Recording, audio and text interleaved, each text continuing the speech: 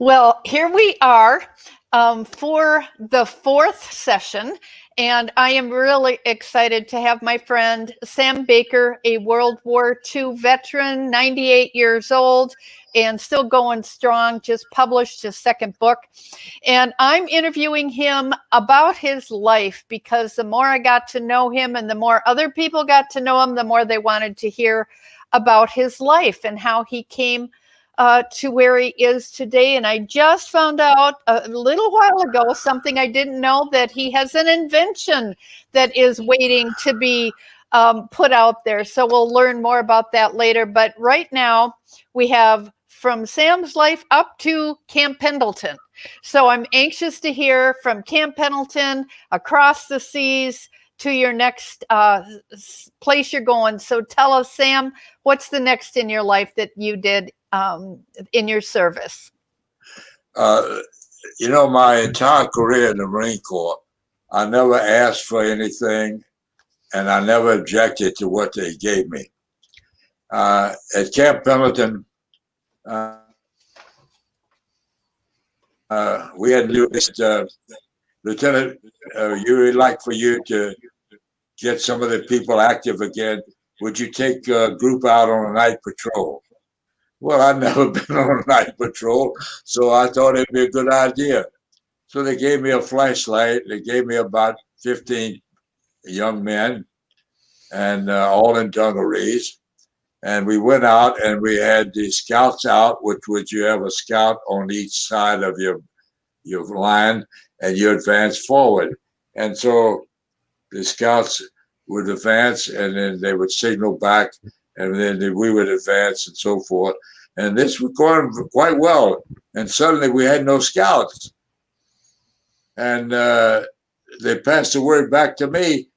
The scouts aren't gone, aren't there? And I thought maybe they got up and went back home. So I called it off and turned on the light and walked over where they were. And the ground fell off into a ravine.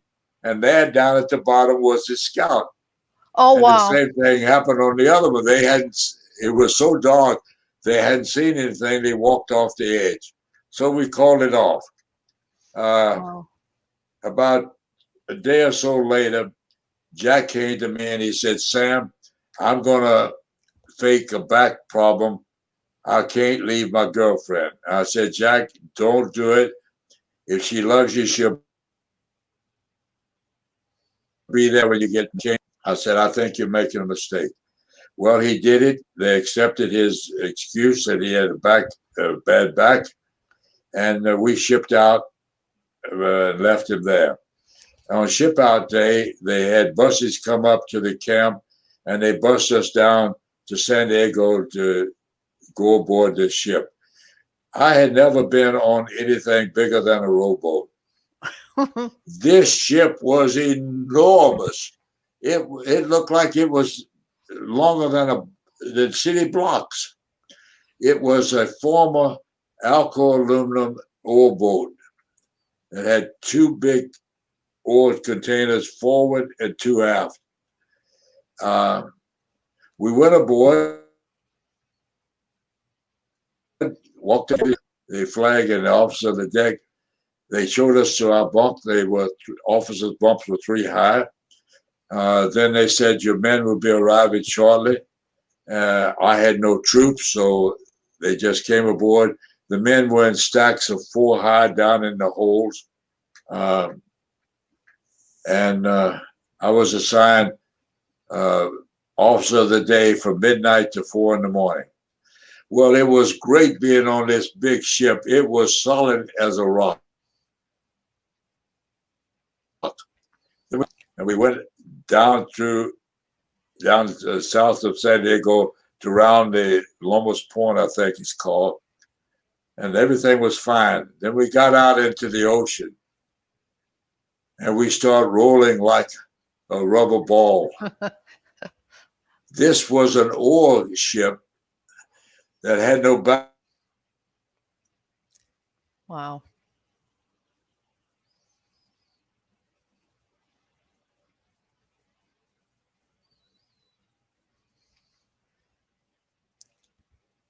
Linda. Yeah, we could hear the prop splashing. It wasn't even underwater. I got so sick. They woke me up at about 11. Got me up about 11:30. I went down and told the sergeant, "If you need me, I'm topside with my head over the railing." And that's where I was for 4 hours. Wow. It was an awful trip. That ship rolled all the way to Honolulu. Wow. Every day was misery for me. I ate crackers, I think, for the entire trip. Wow. Once we got into Pearl Harbor and docked, I got on shore. I gained my sea legs again. They put us in a tent city, and the three of us were together and with another fella. And I was adventurous.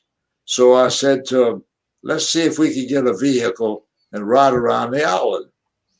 They said, "You can't get a vehicle." I said, "Well, let's try." So I found the telephone number for the officer for the motor pool. I said, "I'd like a vehicle, please." He said, "What type?" I said, "There are four of us. Anything you've got." So he says, "I have a weapons carrier," which was a 4x4. It didn't go very fast, but we didn't care. So we went down there. It says, "You have a tank of gas. Please give it back before the sundown." So I said, "How do you get to the other side of the island?" And he showed us. And we went and we had to climb over a mountain range, and we got on the other side. It was flat, it's rolling hills planted in pineapples. And we looked on a long way away, and there was a Dole pineapple water tank. So we went there, and it was a Dole factory. And they took us through. They showed us everything where the women were cutting the little knobs out of the pineapple before they cut the core out. And they fountain, and they let us drink the pineapple juice we wanted. And it was about 1 o'clock when we got through, and we said, "Well, okay, let's look for some place to buy lunch."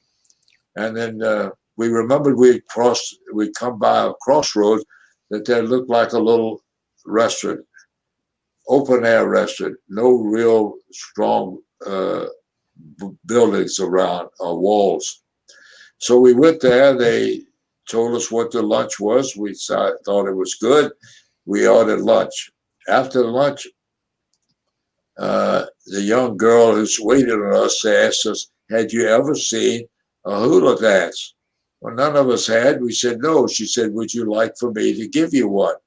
We agreed. So she went and put on her grass skirt costume and came out. Her little sister put 2 glasses of water on her shoulders, and she did the hula and never spilled a drop of water.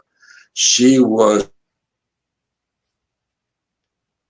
absolutely, I gave her a good tip. We got in the vehicle, drove back, turned it in, and the next day we couldn't get into the Royal Hawaiian Hotel, but we got one off to the side, a white hotel. And we stayed there a couple of days, and then we went back to Tent City. There was gambling going on, and I was lucky.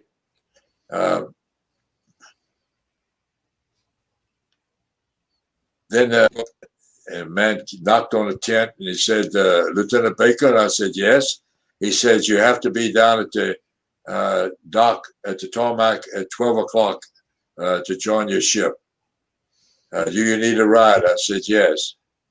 And so at 12:30, he picked me up, drove me down, brought me right down at the gangplank.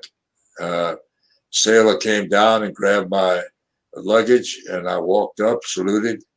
They assigned me a nice bunk, and they said, your platoon will arrive at noon. So I hurriedly put my things away, came down to the tarmac and was waiting there by myself. Up drives this bus with bars on the window. I didn't know what was happening. He stops right in front of me.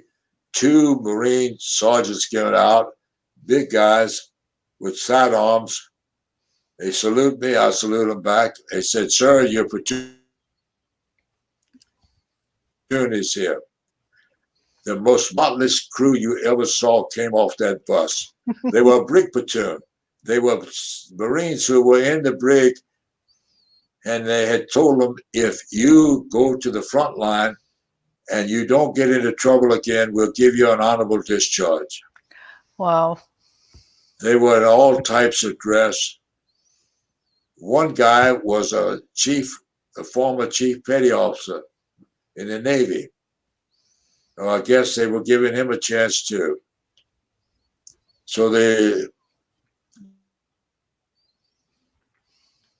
sergeant called him to attention, turned around, saluted me, and said, "Sir, your platoon is here." I said, "At ease." I said, "You've had your last chance.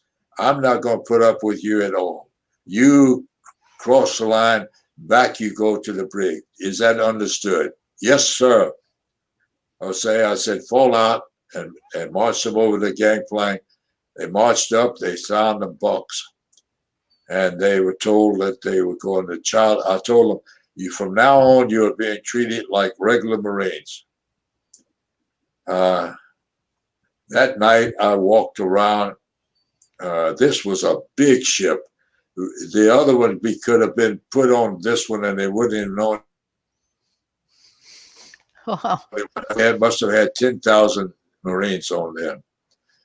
I walked around. The former Navy petty officer, had spread out a dice cloth, and he was running a dice game.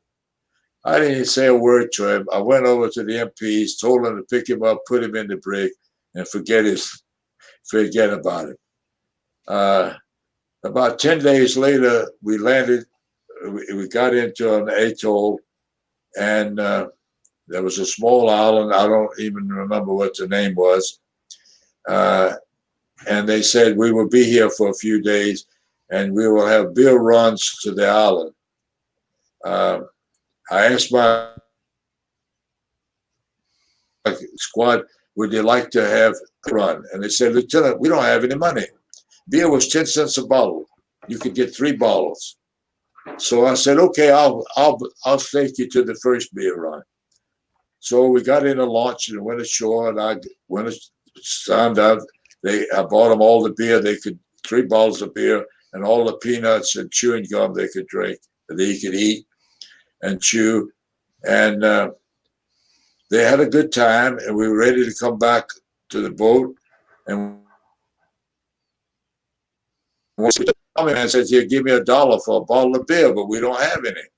I said, "Okay, just a minute." So when the other group came in to get their beer, I said, "Put me down for 3 cases. That's 36 bottles.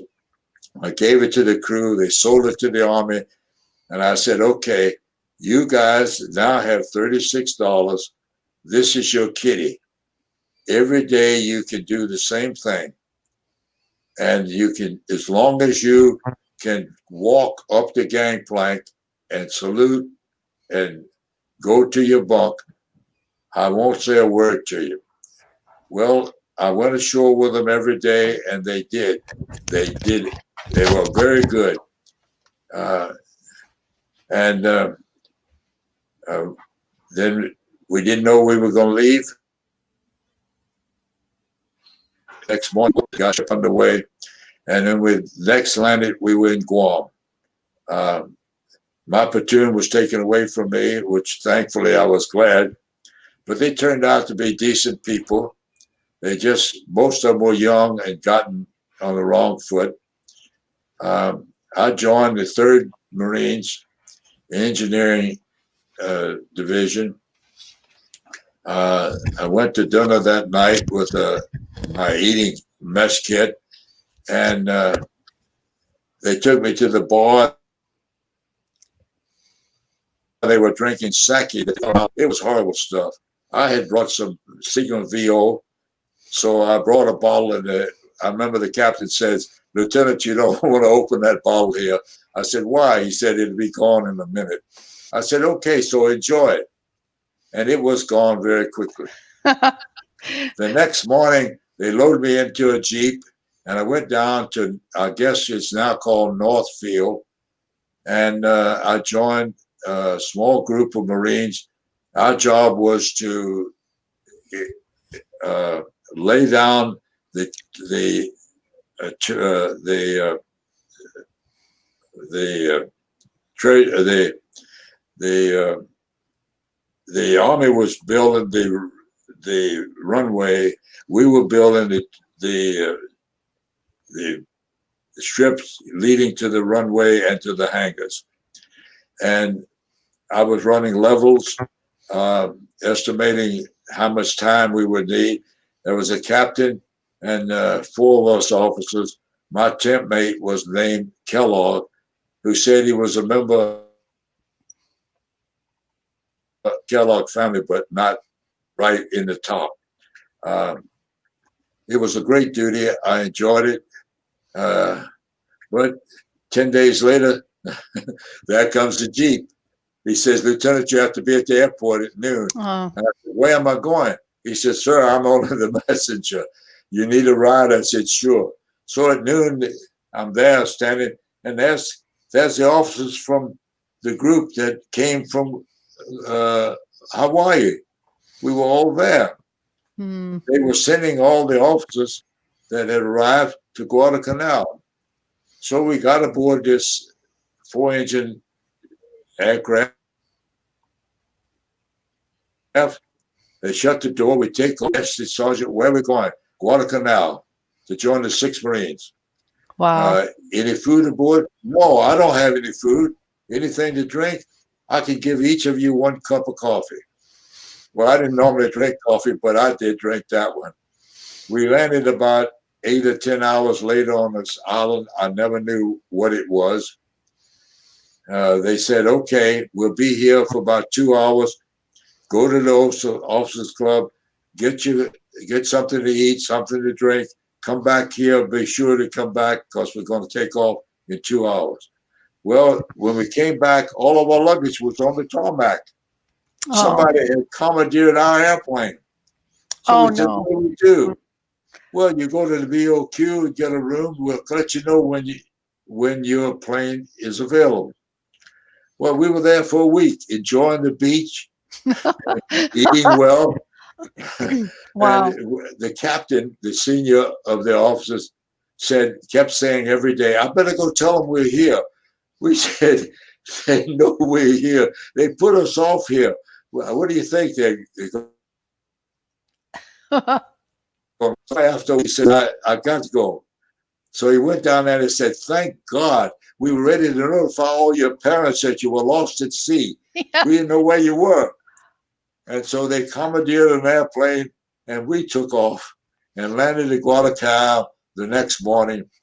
Landed at the field there and put us on a truck and took us to the 6th Marine headquarters. And then they divided us up. I went to the Pioneer Battalion, and they assigned me to a tent. My roommate was a warrant officer who had, and my tent was within 10 feet of the water. It was a beautiful location. No, all the fighting was over. My roommate had joined the Marine Corps during the Depression, and as a private first class, he was sent to Shanghai to work in the embassy. Wow. This is what he told me. Make $30 a month. On any night I had off, I could go into town. I had an apartment. I had a mistress. We had a maid that cleaned up the apartment and did all the cooking. And every night I was out of the base, we went downtown to the nightclubs. And I said, on $30 a month, he said, Sam, a nickel could buy you an awful lot. Oh my goodness. Well, I joined a platoon that had been on 2 under fire invasions. I I wasn't the platoon leader. I was the second in charge. But one of the platoon members by the name of McQuarrie from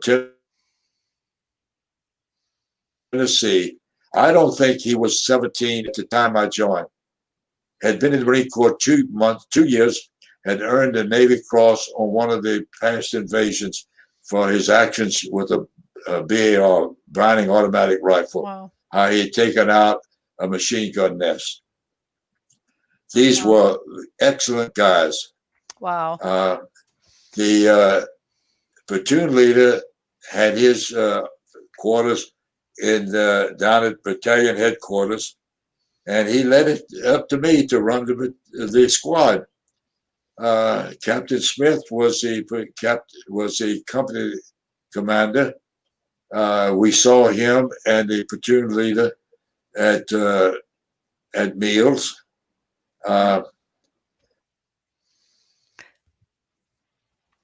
And I ran the group in the morning to exercise. I took them on outings to just to keep them organized. One day I decided I wanted to see what Guadalcanal was like. It was a mountain that had formed, and it had land on both sides. And the area where we were was a coconut grove, and there was a coconut tree every 20 square feet. Wow. And they had cut down a lot of the trees, and there was a road leading. So I got in the Jeep, arranged to get a Jeep for the day, and drove all the way down until the road ended at a foundation of a house. And there was a lime tree with some limes. So I climbed into the lime tree, got the limes I could, and to take them back to our little battalion bar. Wow. And then I looked down, and there was some pepper plants about that tall.